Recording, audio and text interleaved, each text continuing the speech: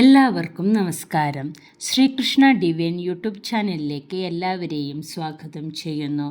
ഇന്നത്തെ വീഡിയോയിൽ നമ്മൾ ചർച്ച ചെയ്യുന്നത് മേടക്കൂറിൽ ജനിച്ചവരെ സംബന്ധിച്ചിടത്തോളം 1202 ആണ്ട് എങ്ങനെയുള്ള ഫലങ്ങളാണ് നൽകുന്നത് എന്നതിനെക്കുറിച്ചാണ്. 1202 ആണ്ട് ചിങ്ങമാസം 1-ാം തീയതി മുതൽ 1202 ആണ്ട് കർക്കിടകം 32 വരെ, അതായത് 2026 ആഗസ്റ്റ് 17 മുതൽ 2027 ആഗസ്റ്റ് 17 വരെയുള്ള ഒരു വർഷക്കാലത്തെ ഫലം എങ്ങനെയാണെന്നാണ് നോക്കുന്നത്.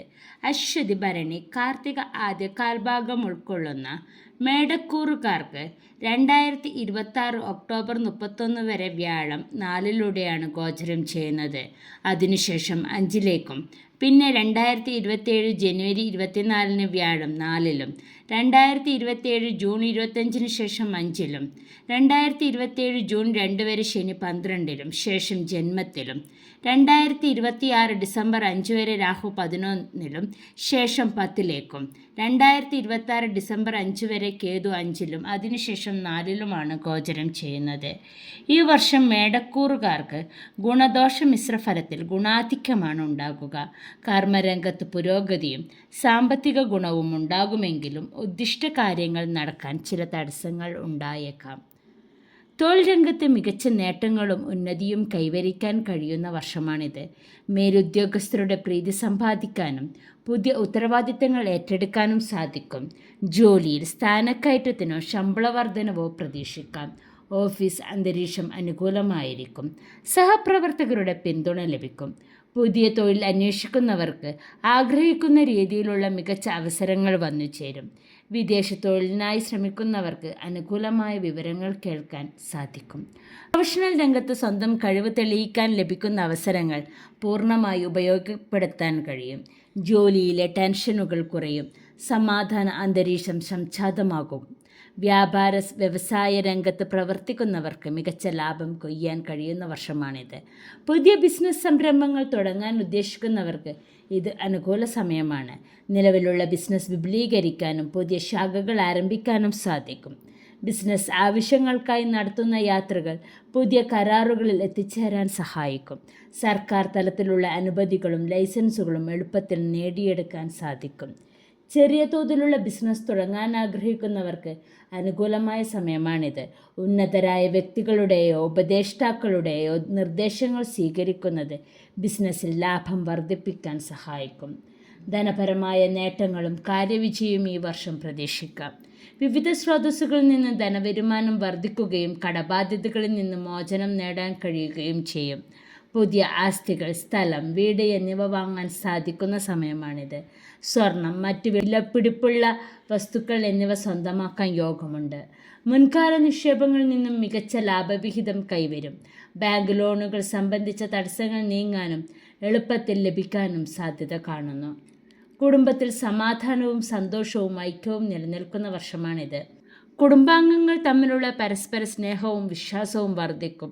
വിവാഹം പോലുള്ള മംഗളകർമ്മങ്ങൾ കുടുംബത്തിൽ നടക്കാൻ സാധ്യതയുണ്ട്. ബന്ധുജനങ്ങളുടെ പിന്തുണയും സഹായവും എല്ലാ കാര്യത്തിലും ഒപ്പമുണ്ടാകും. പുതിയ വീട് നിർമ്മാണവുമായി ബന്ധപ്പെട്ട കാര്യങ്ങളിൽ പുരോഗതി ഉണ്ടാകും. മക്കളുടെ വിജയം മാതാപിതാക്കൾക്ക് വലിയ അഭിമാനവും സന്തോഷവും നൽകും. കുടുംബത്തോടൊപ്പം തീർത്ഥാടന യാത്രകളോ വിനോദയാത്രകളോ നടത്താൻ അവസരമൊരുങ്ങും.